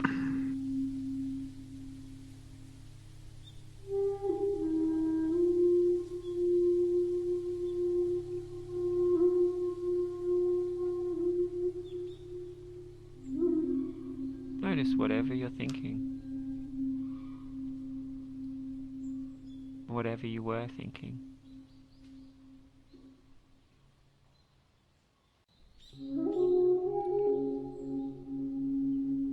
If you were laughing or just feeling joy, remember what that mental state was like.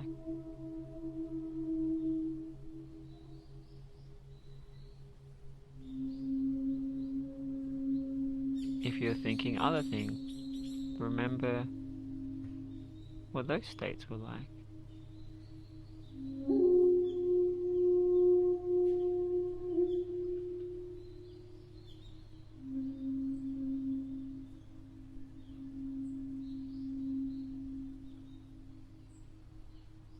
As we free our minds more and more each day,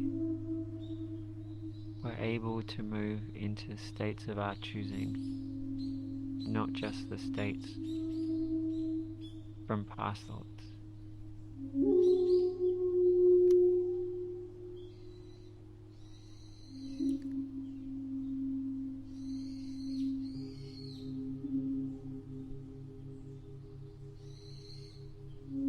We're able to notice thoughts and feelings that we're having, and instead of believing them, we can just see them as activity of the past mind.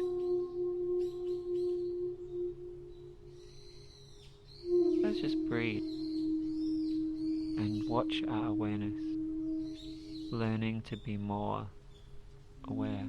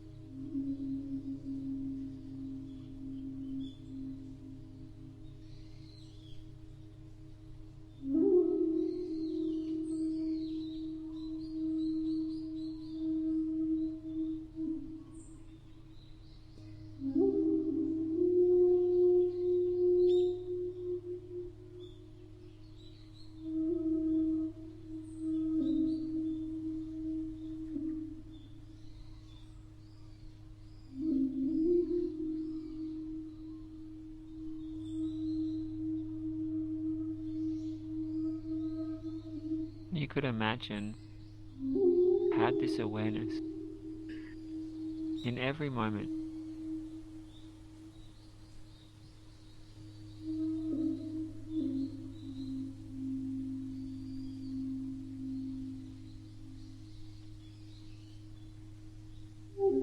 You can infuse every moment with ecstatic laughter.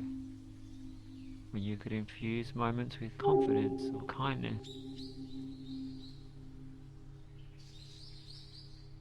You could see thoughts that cause sadness. You can choose to see things from different perspectives.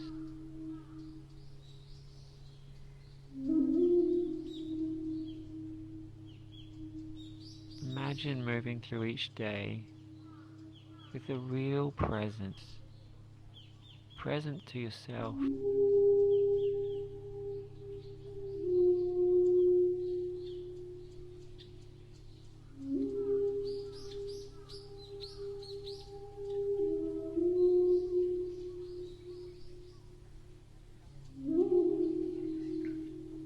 In each moment, you can infuse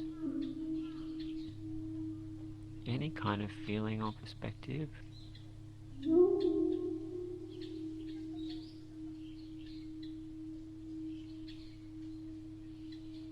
Just letting yourself infuse right now that enlightened mind.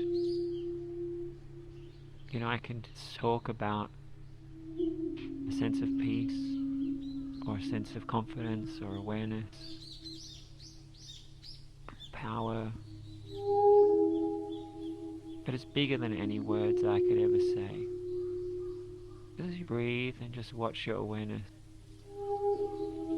just feel yourself cultivating gently your state of being.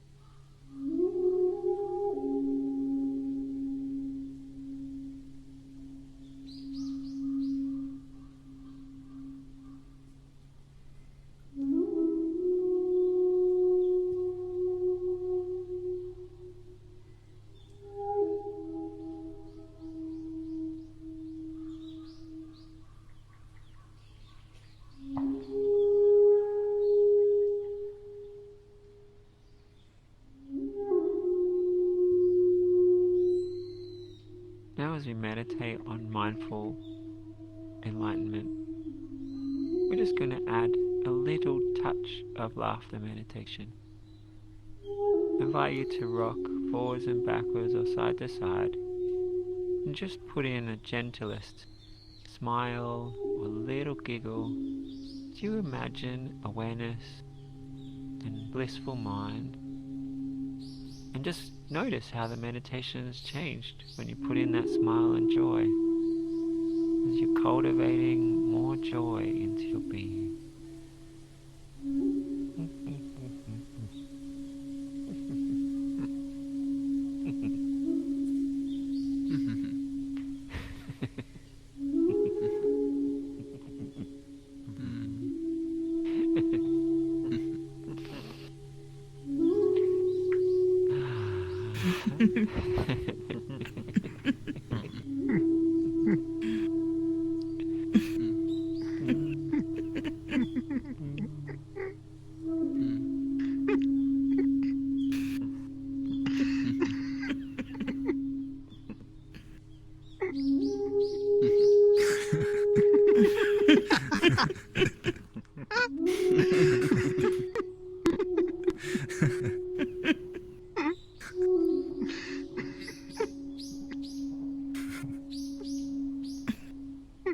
And then I invite you just to turn and look at somebody and give them the biggest smile you've got.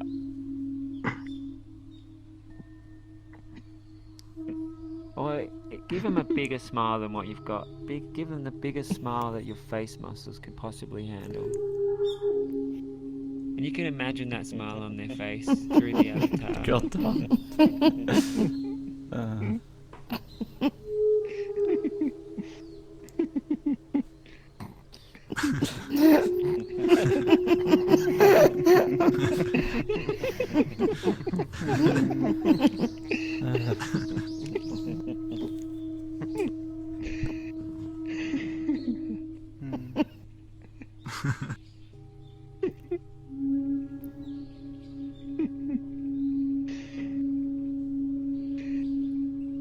So, I'm curious, the people who've been sitting more still and quietly, has this been okay?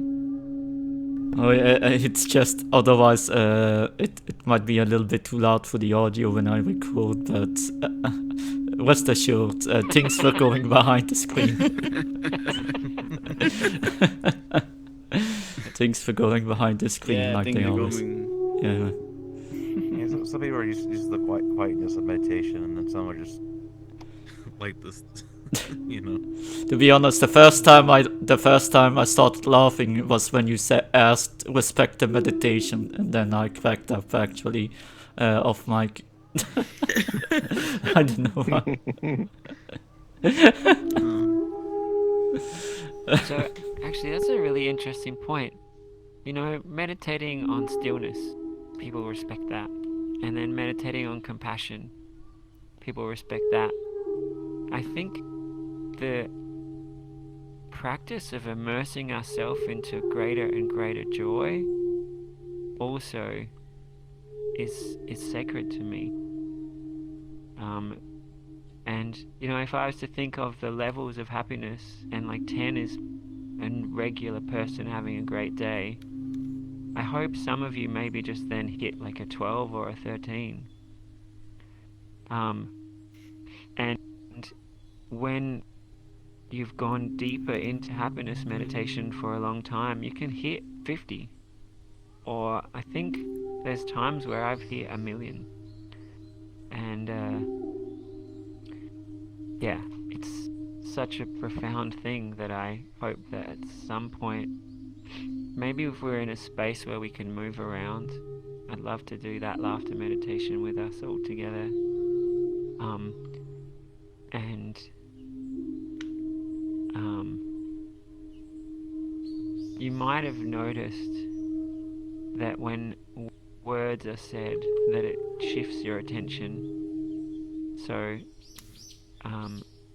yeah, it's really wild to me that even in laughter, if we watch our mind, like how precise and delicate and beautiful it can be.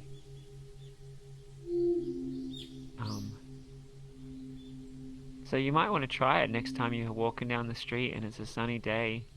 Just see what it is to like really appreciate how beautiful the day is, but do it more and more, like bliss out to the day. Or you can do that while you're dancing, or when you're appreciating things. Cultivating beautiful positive states is a wonderful skill that I think all of us should practice. And I guess the point of me mentioning the respecting the meditation, or like pointing out how words can distract the meditation, not just in a meditation setting, but also in our own minds. I mentioned earlier that I was having a hard time during one chapter, and I was like, okay, I'm going to do happiness meditation to like get myself out of this. And I'd get into this happy state, and then every time this sentence would come to my mind, which was something that someone had said to me that I'd allowed myself to believe, and it straight away would just like cut it down, and I'd be sad again. And then eventually I was like, wow, that thought, that's not real. Someone just put that thought into my head. And then when I stopped that from having power, I was then able to go further into the happiness meditation and keep it lasting. And a lot of us have thoughts we picked up from others that were not skillful, or maybe they're thoughts that we have made and then somehow continued to believe. So it's really powerful to watch the words. Even if you don't have some negative thoughts that are kind of blocking, you might have some normal thoughts like, hey, I'm really happy. And then you might be like, oh, this is as happy as a person should be. And rather than just being able to meditate on more and more bliss. So being careful with the words and the thoughts we have, because they craft where we're able to go.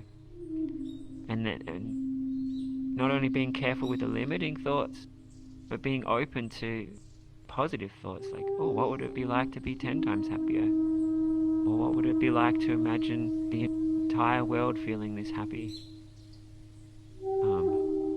There's positive words that can take our awareness into beautiful states as well.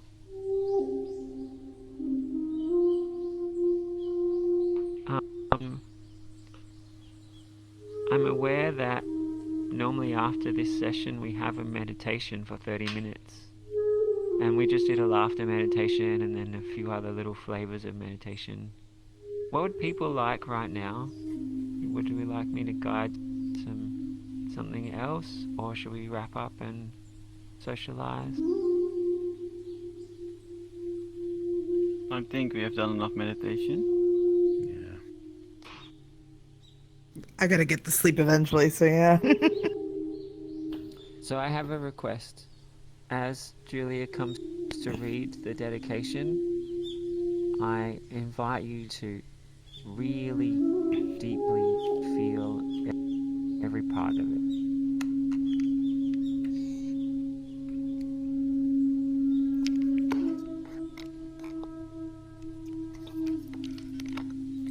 For the benefit of beings without exception, I dedicate without any reticence whatsoever all the merit accrued through virtuous acts to the incomparable expanse of totality.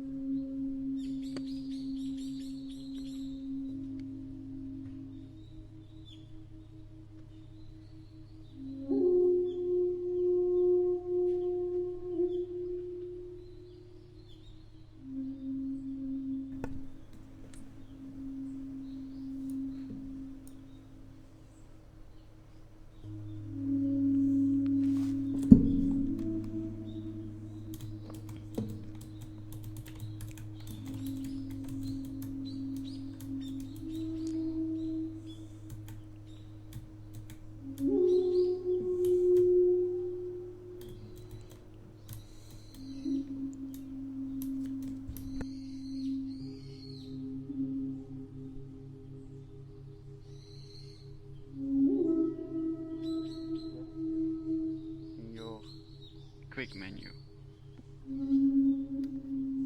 Options? I don't have options.